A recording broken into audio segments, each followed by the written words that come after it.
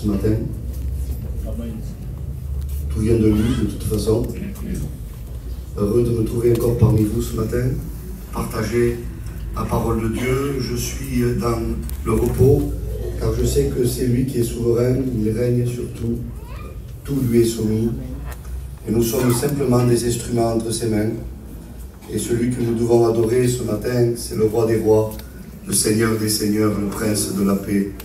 Il dit, Jacques 1, verset 17, « Toute grâce excellente, tout don parfait, descende dans nous. »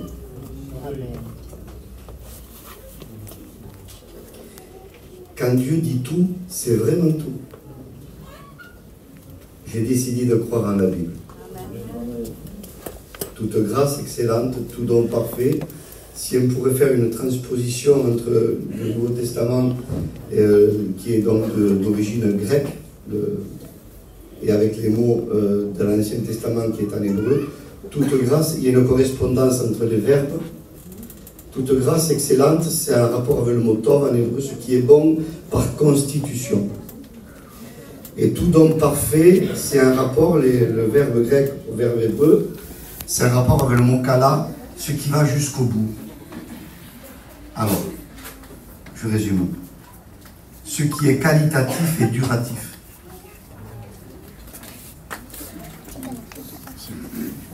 Ce qui n'est pas de qualité du repas.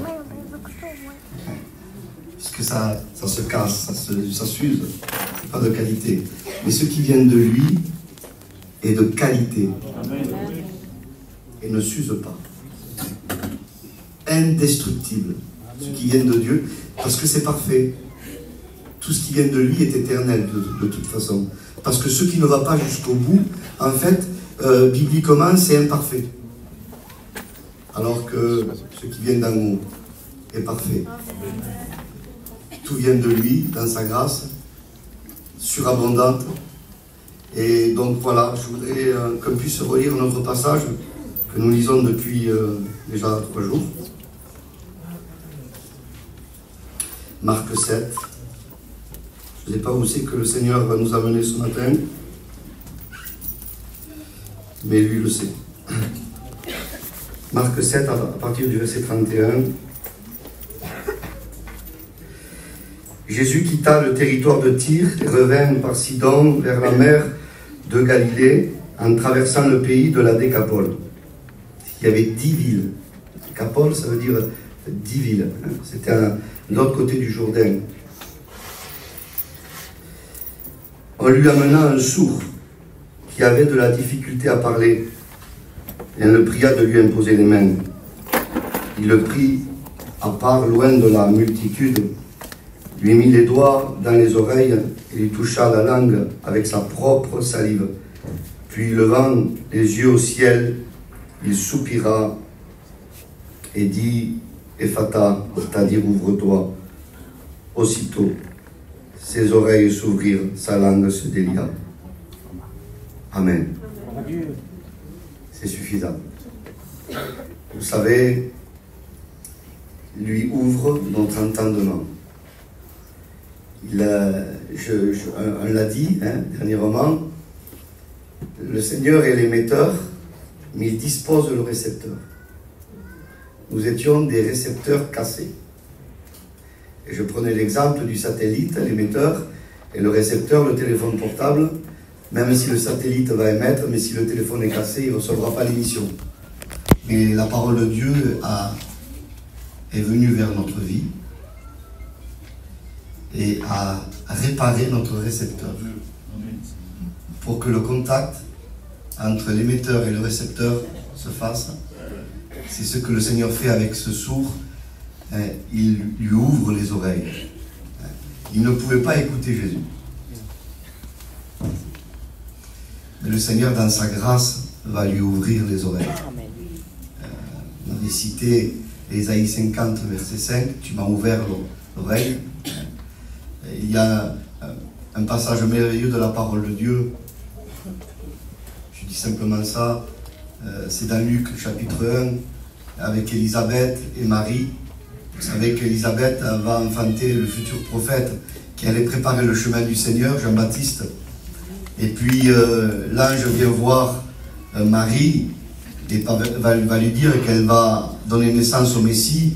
Et une fois que cela, qu'il y a l'acceptation de Marie, parce qu'il fallait que Marie accepte aussi ça, parce que c'était, elle risquait d'être vue pour quelqu'un qui n'était pas bien. Hein, vous savez, les Juifs, c'est un peu comme notre peuple. Elle n'était pas mariée encore. Mais elle a accepté la volonté de Dieu. Et puis après, une fois que le Saint-Esprit couvre Marie, qu'est-ce qu'elle a en elle?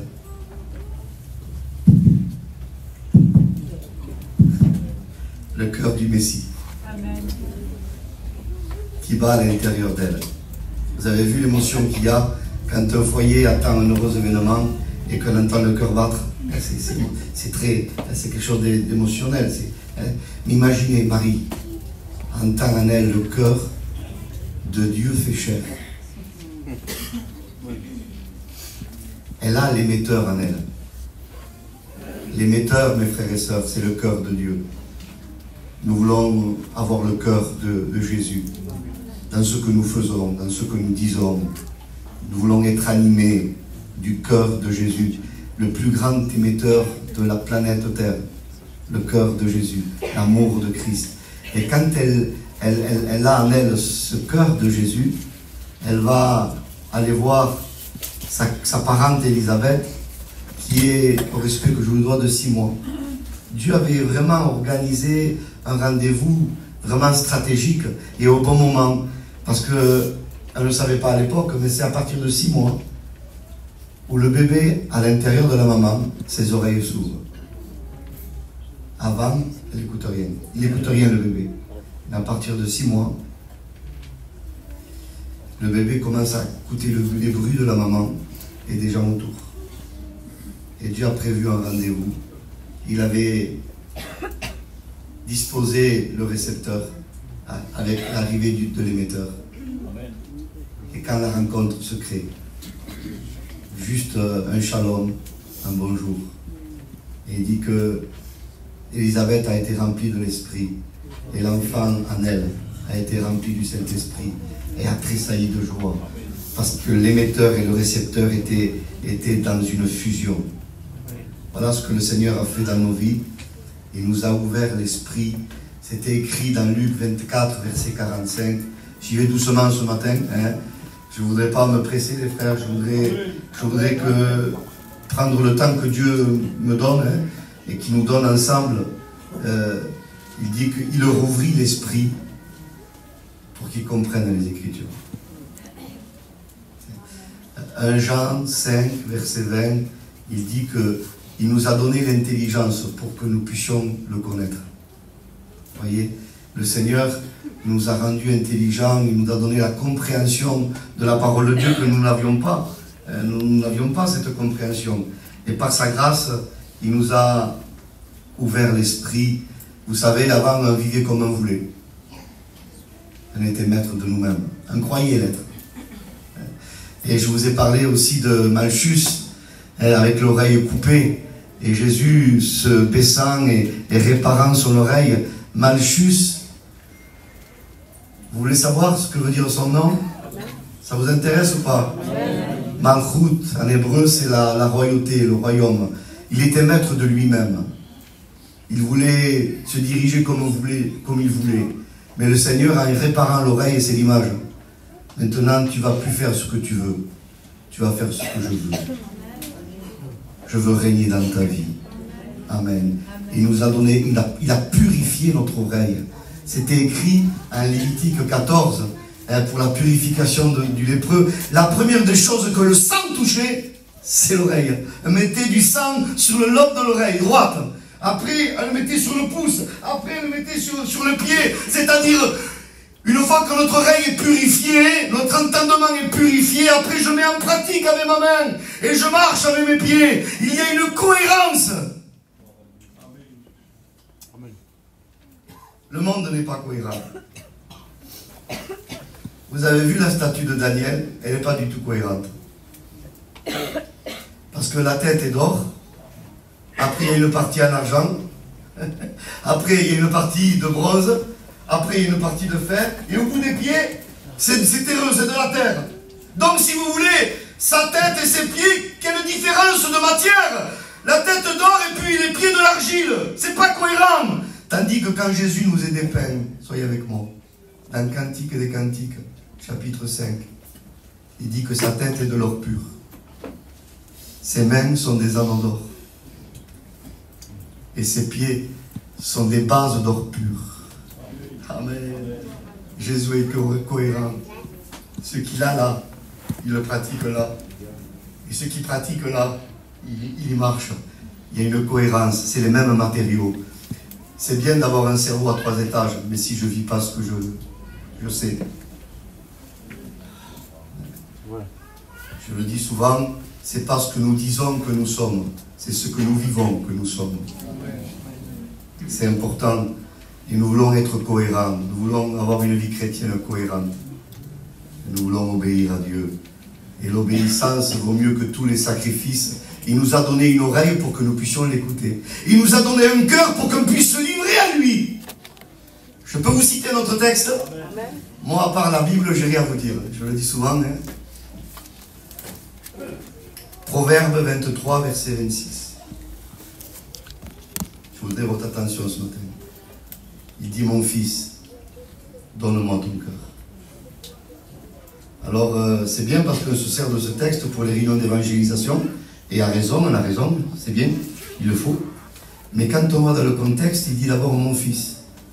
C'est-à-dire, Dieu nous donne un cœur pour que nous puissions lui livrer notre vie. Parce que le cœur de Pierre ne se livre pas à Dieu. Il a ôté le cœur de Pierre. Il nous a donné un cœur pour que maintenant on se donne à lui. Et c'est comme Dieu nous dirait, je t'ai donné un cœur, maintenant donne-moi-le. Rends-moi ce que je te donne. Rends-moi grâce. Je t'ai donné grâce pour que tu me rendes grâce.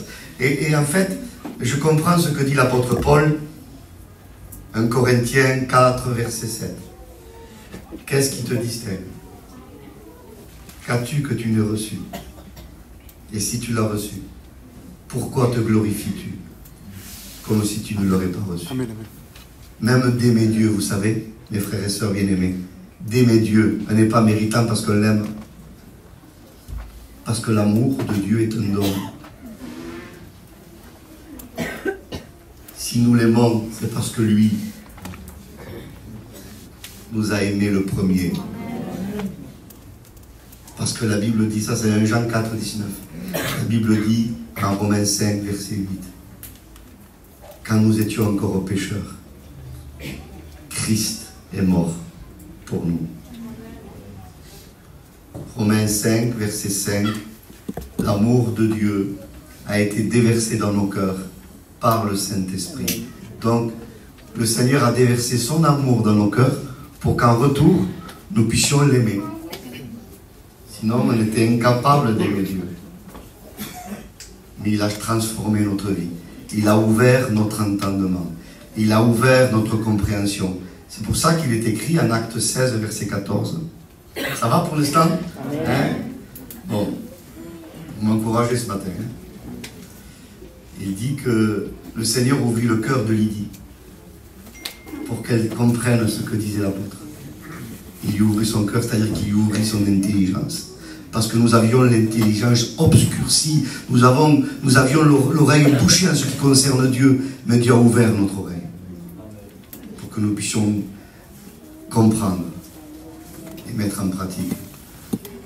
Le Seigneur nous a donné une oreille pour comprendre, et c'est ce que disait le Seigneur en Deutéronome 6, verset 4.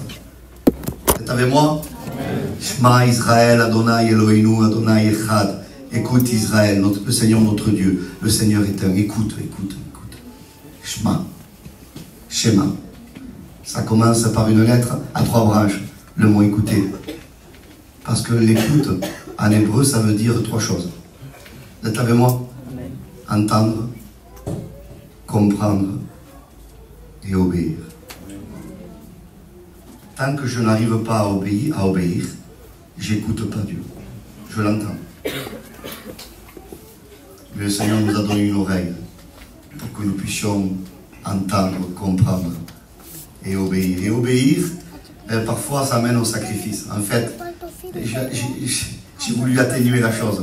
Obéir, c'est renoncer. Il n'y a pas d'obéissance sans renoncement. C'est pas possible. Obéir, je vais un peu plus loin, vous permettez. Obéir, c'est souffrir pour Christ. Il n'y a pas d'obéissance sans souffrance.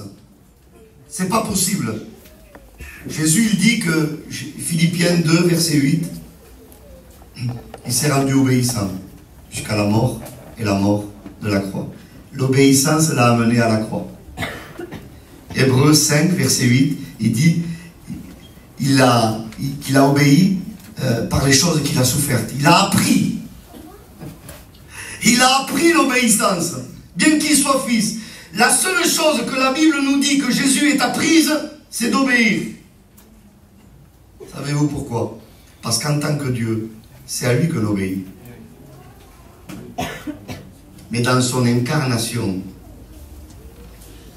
il a appris à obéir. Pour ça qu'il y a un parallèle merveilleux, si vous permettez. Je vais doucement ce matin. Psaume 40, verset 7. Tu m'as percé l'oreille. C'est un psaume messianique. Tu m'as percé l'oreille. C'est l'esclave. Quand il voulait rester dans la maison du maître, il pouvait partir le jour, si vous voulez, du jubilé. Mais comme il avait de la famille à la maison, il ne voulait pas laisser sa famille. Et puis il disait au maître, je peux partir, mais c'est un acte délibéré. Je veux rester avec toi.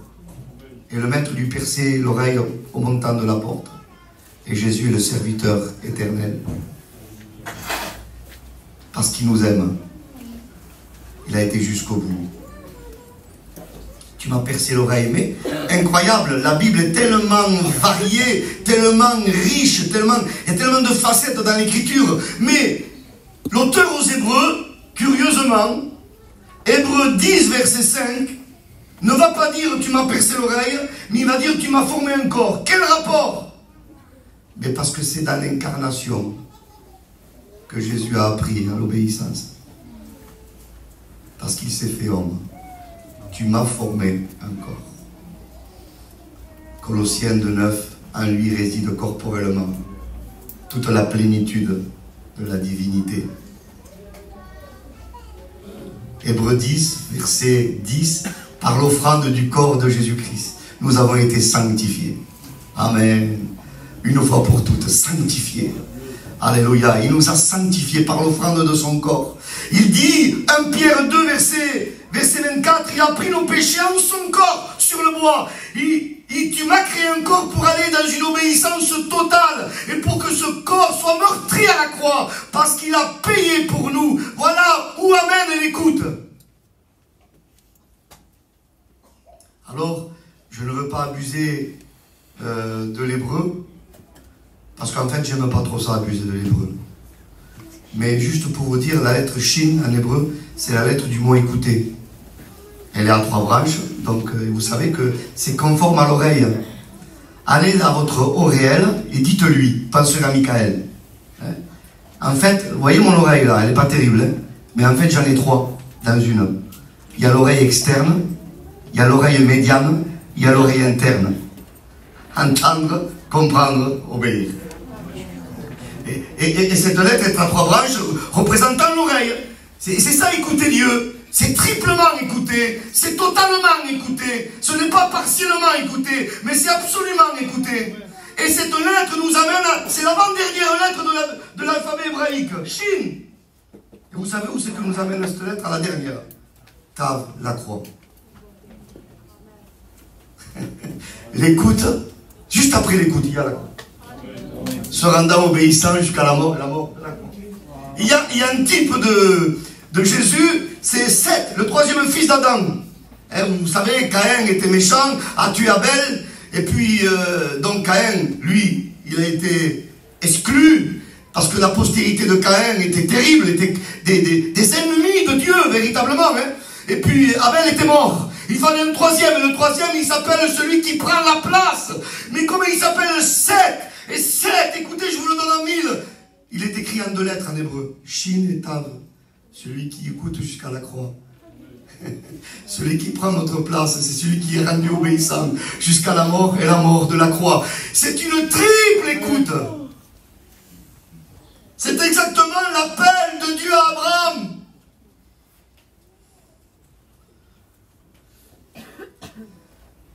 Vayomer Adonai, El Abraham lech lecha. Dieu appela Abraham, mais il appelle avec le mot lomar. J'ai chuchoté. C'est une parole de proximité. Il n'a pas crié pour appeler Abraham. Vous savez pourquoi? Abraham était à proximité de Dieu. Abraham était tout proche de Dieu. Et Dieu nous confiera des choses si on s'approche de lui. Je vous l'ai dit hier, qu'il ne soit pas obligé de crier pour nous appeler. Mais il veut que nous nous habituons à une parole de proximité. Il appelle Abraham. Et comment il appelle Abraham? Il dit, va pour toi, lech lecha. C'est quoi que ça veut dire? C'est notre bénéfice de répondre à son appel. L'appel à sa sainteté, l'appel à la séparation. Voilà l'appel de Dieu pour son Église. Se séparer du monde, se séparer du péché, se séparer de notre caractère, se séparer de notre personnalité. Et c'est un appel constant, permanent. Et c'est un appel qui ne cessera jamais. Parce que sa parole est permanente. Amen. Merci Seigneur. Un appel à nous séparer. Et Dieu appelle Abraham à se séparer, mais regardez, c'est très précis. Quitte ton pays, ta patrie et la maison de ton père. Un triple appel. Oh, que son appel nous déchire ce matin des attaches étrangères. Je prie Dieu, je prie mon Dieu ce matin, et je suis avec vous, parce que je vous ai dit que le mot appeler veut dire aussi déchirer. Son appel nous donne la capacité de nous déchirer des attaches.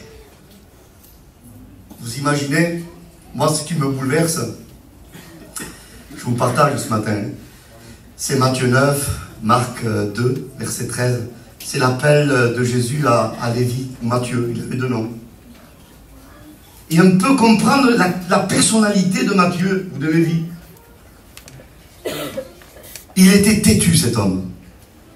Et il aimait son travail plus que tout. Vous savez qu'il avait un travail qui, si vous voulez, occasionnait des ruptures familiales. Son travail, il était tenu comme un traître, parce qu'il détroussait son peuple pour le bénéfice des Romains. C'était terrible ça. Et puis au passage, il prenait de l'argent. Il était au bureau des péages, et puis il prenait de l'argent, il était assis, et prenait de l'argent sans arrêt toute la journée. Et son propre peuple le voyait comme quelqu'un de terrible. Il avait écouté les injures de son peuple. Il avait subi la séparation familiale, peut-être même de ses propres parents, de ses propres cousins, de ses propres frères. Et même tout ça, son attache familiale, les sentiments familiaux n'ont pas été assez puissants pour que cet homme quitte son poste. Mais Jésus passe. Alléluia. Et Jésus lui dit, suis-moi. Tout ce que n'a pas pu faire les sentiments familiaux, à une fraction de seconde, à un appel qui va déchirer les vies de son attache. Parce que le mot Lévi veut dire attaché. Il était attaché à ce qu'il avait. Et cet appel va permettre qu'il se détache Amen. de ce qui était contraire à Dieu. Et bien voilà ce matin ce que Dieu veut. Quitte.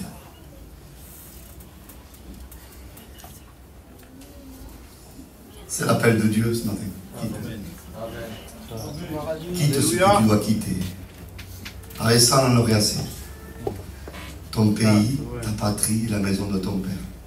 Et c'est parce que Abraham va obéir, parce qu'il a eu du mal, Abraham. Hein? Il a eu du mal parce qu'il va prendre son père, Terah, et son neveu Lot. Dans l'appel, il va inclure beaucoup de monde. Et puis Dieu a voulu qu'Abraham soit épuré de tout appui humain. L'appel de Dieu était précis, il devait tout quitter. Et quand il veut répondre partiellement à l'appel, il n'aboutit pas à Canaan. Il s'arrête à Charan. Et Charan, si vous voulez, c'est le milieu. Géographiquement, c'est entre Our en Chaldée et le pays de Canaan. C'est un évangile dilué. Un évangile, ça nous représente ça, excusez-moi. Un évangile mélangé. Un évangile humain qui n'aboutit pas. Alors que l'évangile, notre évangile doit aboutir. Doit aboutir. Et quand son père meurt, Terah, et je vous le dis en mille, Terah veut dire retard. Son père retardait Abraham. Quand son père meurt, il s'en va, il arrive à Canaan. Et ce qu'il y a de merveilleux, je disais ça aux frères hier, Genèse 12, verset 6, quand il se dépouille, quand il obéit à Dieu, il arrive à Canaan, et vous savez où c'est qu'il s'arrête? À Sichem. Et Shrem en hébreu, c'est l'épaule. Quand Abraham accepte de sortir de toute épaule étrangère, il arrive à l'épaule de Dieu. Amen. Amen. Et c'est ce que Dieu veut pour nous. Il veut qu'on arrive à son épaule. Et peut-être s'il n'y a plus d'épaule pour toi, moi je dis gloire à Dieu, parce qu'il y a une épaule pour toi. C'est l'épaule de Jésus, c'est l'épaule du Messie. Cette épaule nous a sortis des ténèbres et nous a menés à son admirable lumière. Et je passe vite sur ça. Mais il y avait Lot. Et Lot, c'était la dernière condition, quitte ton pays, donc géographiquement Mour en Chaldée, ta patrie, donc son père, et la maison de ton père. Il y avait encore des attaches. Et Dieu se sert d'une circonstance, les querelles de berger, vous connaissez, hein?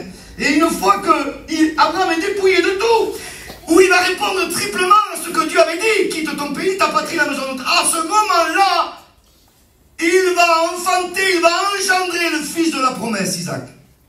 Tant qu'il ne répond pas à la séparation que Dieu lui demande, il n'y a pas production. Tu veux produire, sépare-toi. Parce que le fruit sera le fruit de ta séparation. Des chrétiens veulent produire des choses de Dieu, mais ils ne veulent pas se laisser séparer par Dieu. Alors que, regardez si c'est beau, Hébreux 4, verset 12, il dit que l'épée de la parole, elle est vivante et efficace, plus tranchante qu'aucune autre épée à deux tranchants, transperçant jusqu'à, c'est beau ça, jusqu'à séparer. L'épée de la parole veut aller jusqu'à séparer. Alors nous laisser séparer ce matin. Qui c'est qui va embrasser Jésus ce matin? Amen. Amen. Et béni soit Dieu, je suis content de votre retour. On veut tous embrasser Jésus. Il dit, le psaume 2, verset 12, embrassez le Fils, de peur qu'il ne s'irrite. Le cantique des cantiques 1, verset 2, la Soulamite dit qu'il m'embrasse des baisers de sa bouche. Béni soit Dieu. Mais qu'est-ce que c'est embrasser Jésus? C'est accepter ce qui sort de sa bouche. Amen. Et selon Apocalypse 19, de sa bouche sort quoi? Une épée. Quelque part, c'est le baiser de la mort. Embrasser Jésus, c'est accepter de mourir. Seigneur, Amen. Amen. À ma volonté propre. Voyez ce que c'est à moi. C'est pour ça que vous savez un peu peser ce que dit la Sulamite, hein, qui m'embrasse. Vous me dites que Dieu attend, que c'est elle qui le demande. Tu veux que je te sépare? Oui, embrasse-moi, Seigneur, c'est-à-dire sépare-moi. Que ton épée aille en profondeur jusqu'à séparer. Moi, les jointures. Âme et esprit, pensée et sentiments du cœur. On veut se laisser séparer. Et quand Abraham se laisse séparer totalement, il va produire le fils de la promesse. Isaac. Vous voulez que je vous fasse un parallèle? Parce que d'Abraham, c'est une nouvelle création. Parce que d'Abraham, Dieu va créer un peuple. Israël. Et d'Israël, qui va sortir? Le Messie. Pour sauver l'humanité.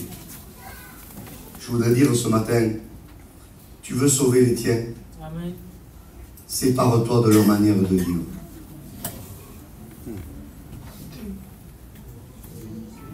Et plus tu te sépareras de leur manière de vivre, plus tu les sauveras. Amen. Souvent on dit pour le témoignage, et pour le témoignage, et pour le témoignage. Après, on ne sait plus qui c'est qui est chrétien et qui c'est qui est... Mais si on se laisse séparer, c'est là qu'on va les sauver. C'est là qu'on sera des véritables témoins. On doit, mes frères et sœurs, haïr le péché. C'est un attribut de Dieu qu'on ne parle pas souvent. Vous êtes avec moi? Amen. Philippiens 1, verset 9. Il dit que notre amour doit augmenter en intelligence et en connaissance. Et on a reçu l'amour de Dieu, mais plus je veux me renseigner de sa volonté, plus mon amour pour lui va grandir, parce que plus je sais, plus je veux obéir. Moins je lis, moins je sais, et moins j'obéirai. Mais mon amour doit être intelligent. Et c'est la Bible qui va donner de l'intelligence à mon amour. Hein? Moi, si j'aime John, et c'est vrai, je t'aime vous, frère. Mais si je ne suis pas intelligent, je vais être tous les jours vers lui. Matin, midi et soir, au bout d'un moment, ça va être fatigant pour John. Je l'aime, mais je ne suis pas intelligent. Notre amour doit être sage. Et notre amour doit être intelligent. Et l'intelligence, c'est l'écriture. C'est pour ça qu'on a besoin de la Bible. Parce que si on est mal renseigné de la Bible, vous savez ce qui va se passer? On va devenir des chrétiens sentimentaux. Et nos sentiments, on va le prendre pour parole de Dieu. Alors que ce n'est pas nos sentiments qui doivent nous conduire, mais c'est ça. Je soumets ma volonté aux paroles qui sortent de ta bouche. Et nous voulons grandir. Et qu'est-ce qu'inclut l'amour de Dieu? À quoi reconnaît-on le véritable amour de Dieu? Je ne parle pas de l'amour filial, je ne parle pas de l'amour humain, je parle de l'amour divin. C'est à quoi qu'on le reconnaît? Eh bien, l'amour de Dieu inclut la haine du mal. Et ça, mes frères, c'est un attribut de Dieu. Et Dieu veut nous transmettre cet attribut. La haine du mal. C'est à ça qu'on reconnaît si on aime Dieu. Vous voulez quelques textes? Amen. Psaume 97, verset 10. Vous qui aimez l'Éternel, haïssez le mal. C'est à ça qu'on va voir. Si tu aimes Dieu vraiment, c'est que tu dois haïr le mal. Amos 5, verset 15. Aimez le bien, haïssez le mal. Romains 12, verset 9. Que votre amour soit sans hypocrisie. Ayez le mal en horreur. Ça veut dire quoi? Ça veut dire que si je ne haïs pas le mal, mon amour est hypocrite. Je n'aime pas vraiment Dieu. Qu'est-ce que c'est radical, la Bible? C'est incroyable. Parce qu'on doit grandir dans l'amour et on doit grandir dans la haine du mal. Plus notre amour pour Dieu va grandir, plus la haine du mal grandira. Elle a besoin d'une croissance dans cet amour de Dieu et dans cette haine du mal. C'est très important. 1 Jean 2,15 nous dit que si nous aimons le monde et les choses qui sont dans le monde, l'amour du Père n'est pas en nous. On n'aurait pas dit ça, nous les frères. Nous tous, là. Excusez-moi, je vous prends avec moi. Hein. Parce que nous, on ne parle pas comme la Bible. C'est ça le problème. Nous, on dit Zinda, pauvrette. Oui, il aime le monde, mais bon, il aime Dieu. On parle comme ça, nous. Oui, on est comme ça. On donne des nuances aux choses. Mais je bénis Dieu que la Bible n'est pas comme nous. Alors osez, dans ces temps de la fin, de mettre en avant ce que dit la Bible, plutôt que ce que notre sagesse humaine veut dire. Parce que presque ça, on prendrait ça comme une sagesse humaine. Oui, il aime le monde, mais il aime Dieu.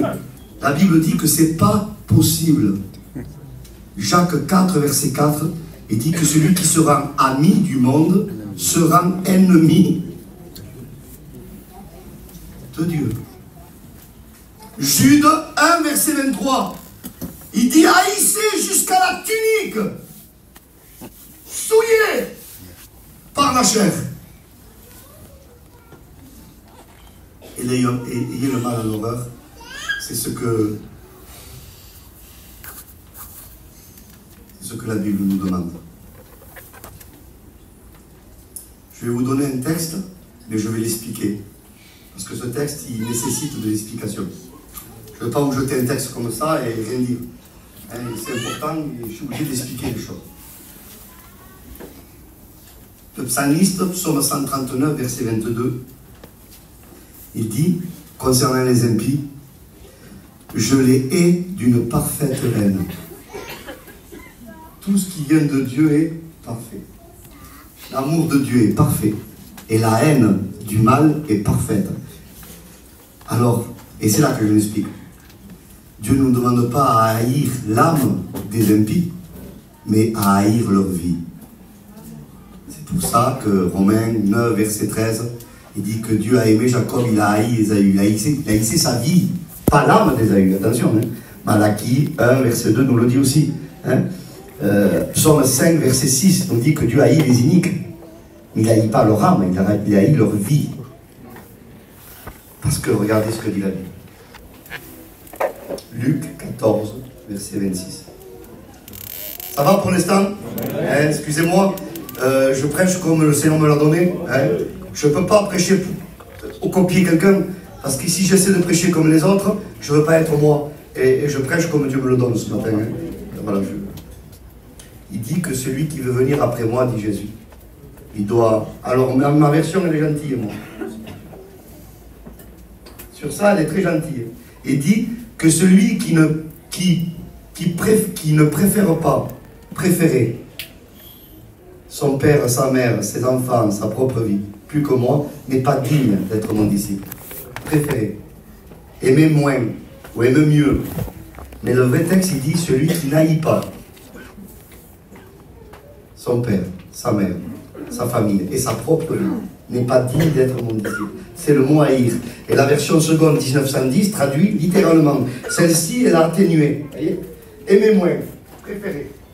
Mais préférer, c'est pas haïr. Ça n'a rien à voir. Haïr, c'est haïr. Préférer, c'est autre chose. Préférer, c'est aimer un peu. C'est pas haïr totalement, mais la Bible dit haïsser. Et on comprend très bien que Dieu veut qu'on aime nos bien-aimés.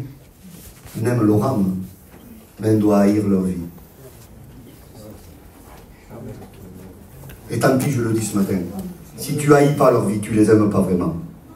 Tu les aimes pas comme Dieu voudrait que tu les aimes.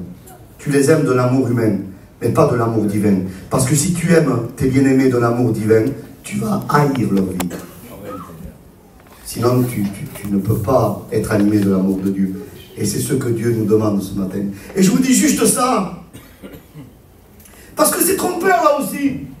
Je dois aimer Dieu d'une façon inconditionnelle. Sans rien attendre en retour. Pas simplement aimer la condition positive de Dieu. Mais l'aimer pour ce qu'il est. Et bien vous savez quoi? Vous êtes avec moi ce matin? Amen. On doit haïr le péché.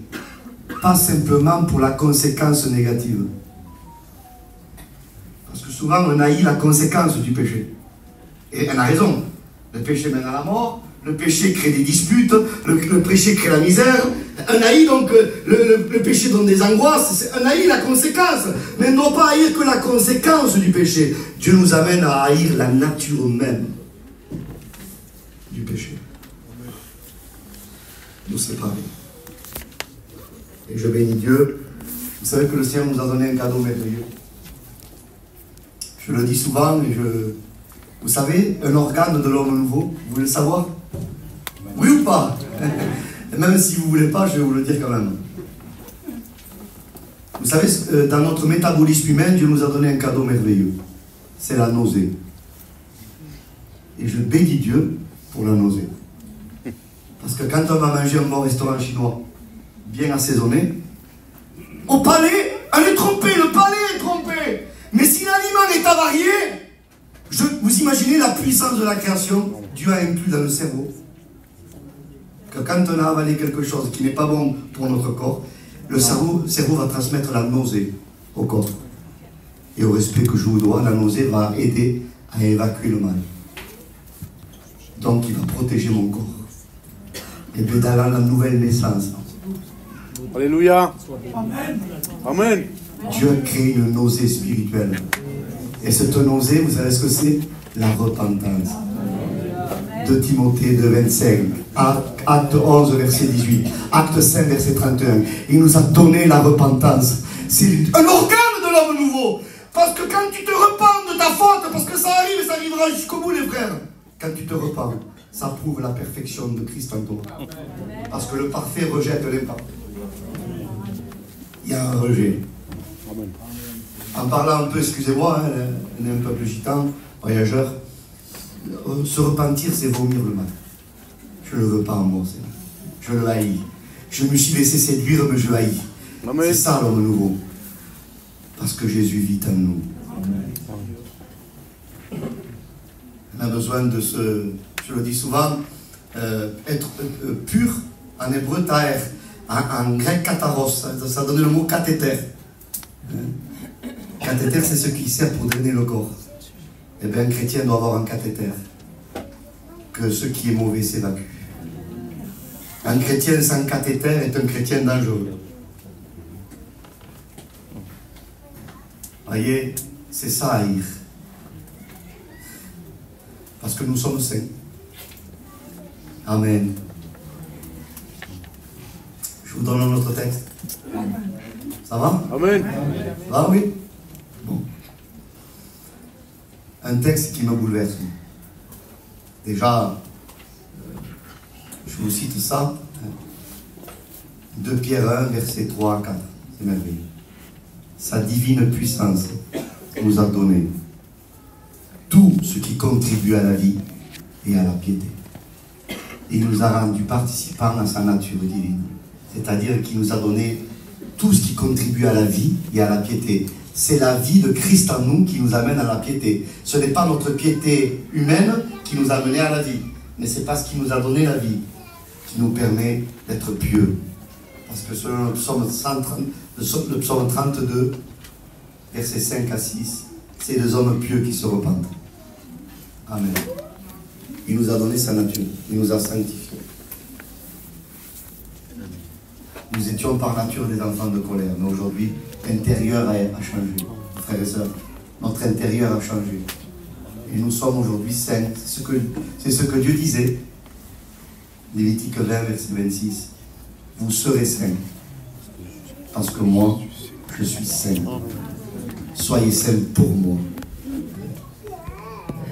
Ce que dit Pierre 1, verset 15 à 16. Parce que je suis saint, soyez saints dans toute votre conduite. C'est l'exigence de Dieu. Vous séparer, vous sanctifier. Amen. Et je vous dis maintenant ce texte. Le psaume 93, verset 5. La sainteté convient à sa maison. Vous savez que l'Apocalypse nous montre trois femmes et 3 villes. Qui dit les femmes dit les villes. Il y a Apocalypse 11, la grande ville.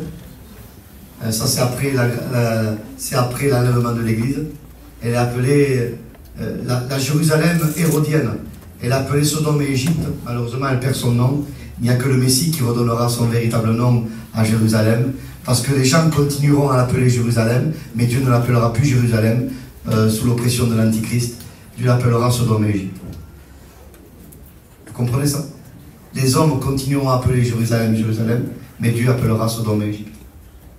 Tout dépend qui c'est qui nous donne le titre. Elle est appelée Mégapolis, la grande ville. Apocalypse 17, la femme assise sur la bête est appelée Babylone la grande. Mais Apocalypse 21, la nouvelle Jérusalem, l'épouse, la femme de l'agneau, n'est pas appelée la grande ville, mais la ville sainte. La priorité, ce n'est pas la grandeur. Béni soit Dieu pour la grandeur, hein, comprenez, hein, mais la priorité, c'est la sainteté.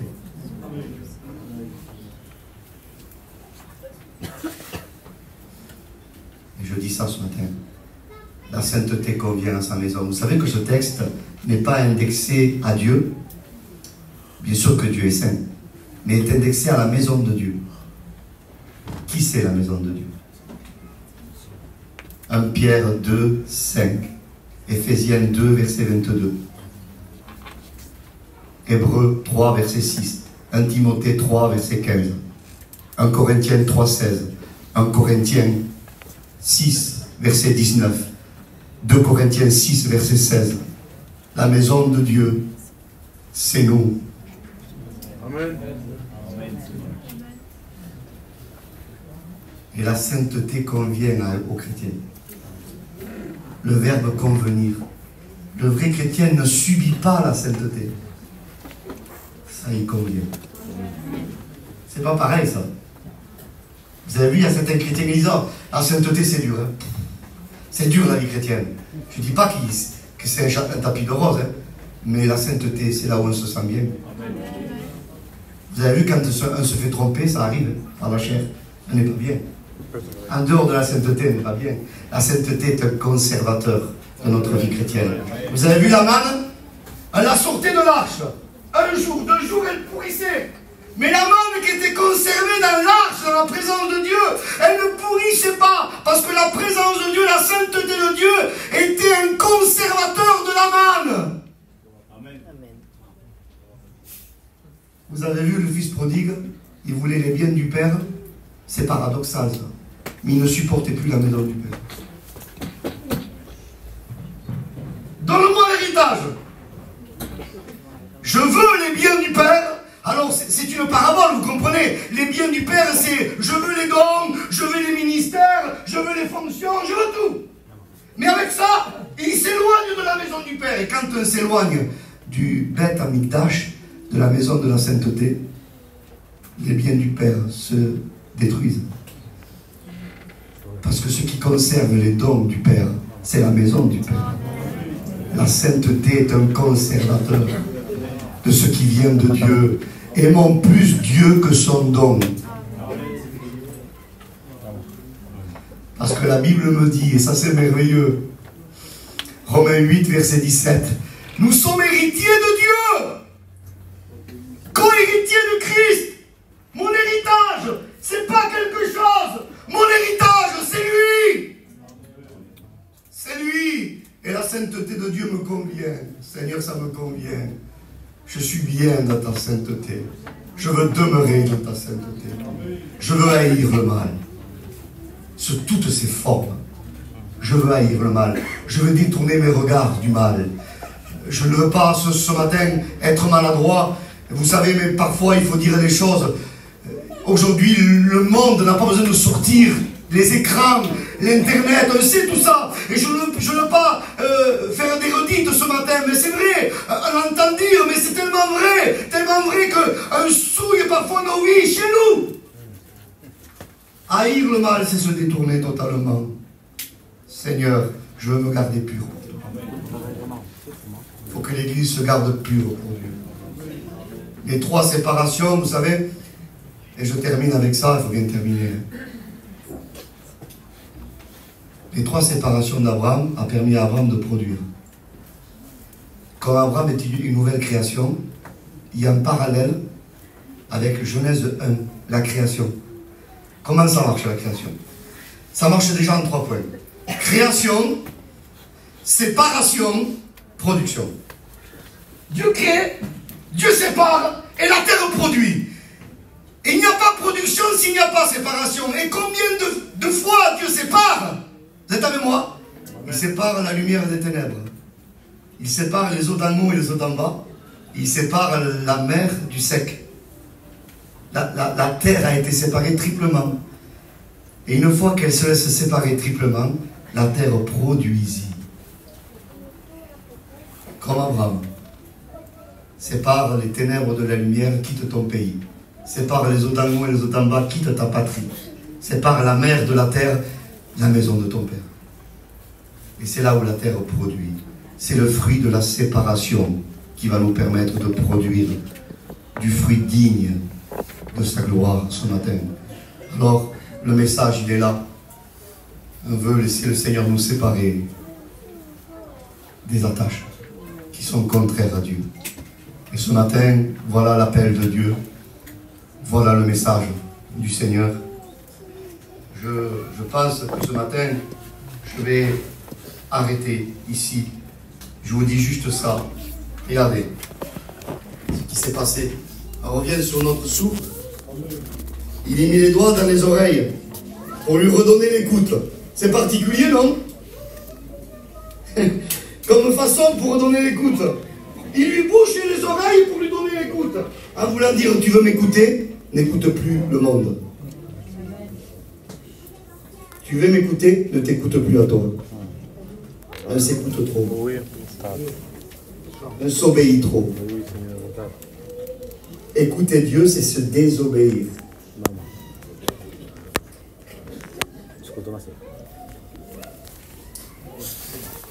Je vous donne un dernier parallèle.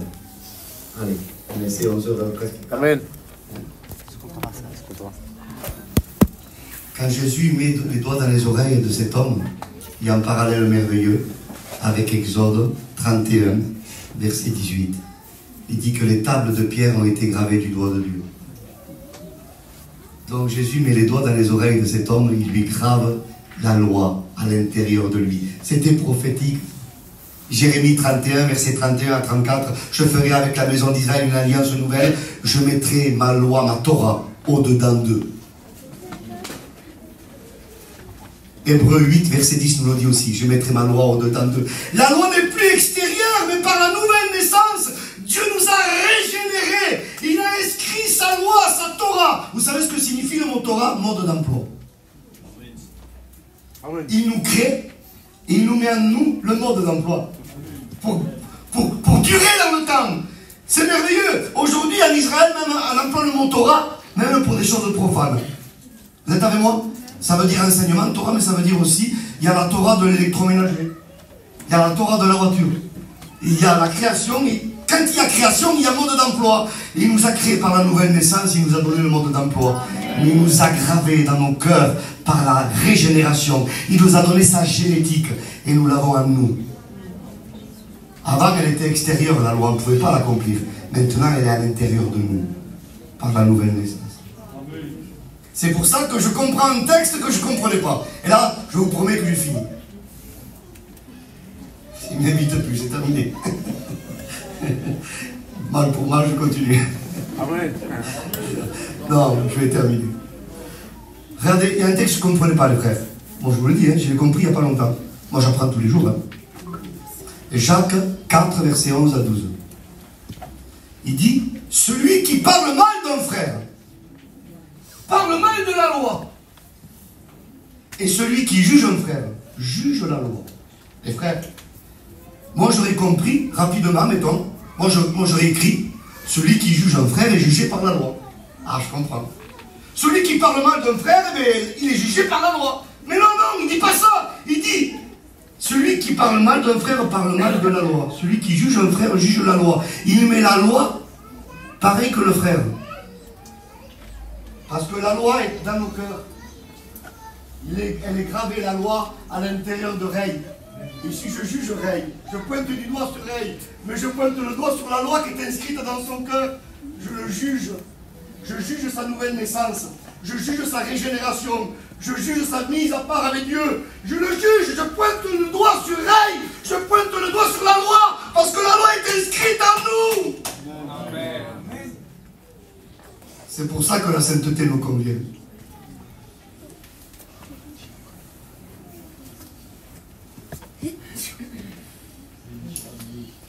Jean 3, verset 9. Tout ce qui est né de Dieu, celui qui est né de Dieu ne peut plus vivre dans le péché. Il ne veut plus pécher. Il ne pratique plus le péché. 1 Jean 5, 4. Tout ce qui est né de Dieu triomphe du monde. Et ce qui triomphe du monde, c'est notre foi. 1 Jean 5, 8. Tout ce qui est né de Dieu. Celui qui est né de Dieu se garde lui-même. Et le malin ne le touche pas. On ne veut plus du monde. Alors, je termine avec ça. Regardez les trois séparations de la création. Il sépare les ténèbres de la lumière. Séparation du péché.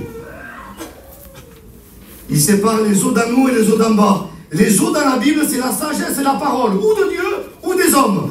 Il veut nous séparer de notre caractère, de nos raisonnements, souvent faux. Donc, il y a les eaux d'en haut et les eaux d'en bas. Il y a notre sagesse à nous et la sagesse d'en nous. Donc Dieu veut séparer. Il nous sépare du péché, mais il veut nous séparer de nous. Et la mère du monde, le monde. Il nous sépare du monde. Dans les trois séparations, le péché, notre personnalité, notre caractère et le monde. Voilà la séparation de la grâce pour nos vies. Et nous voulons continuer à nous laisser séparer. Amen. Alors on veut quitter ce matin. On prie le Seigneur.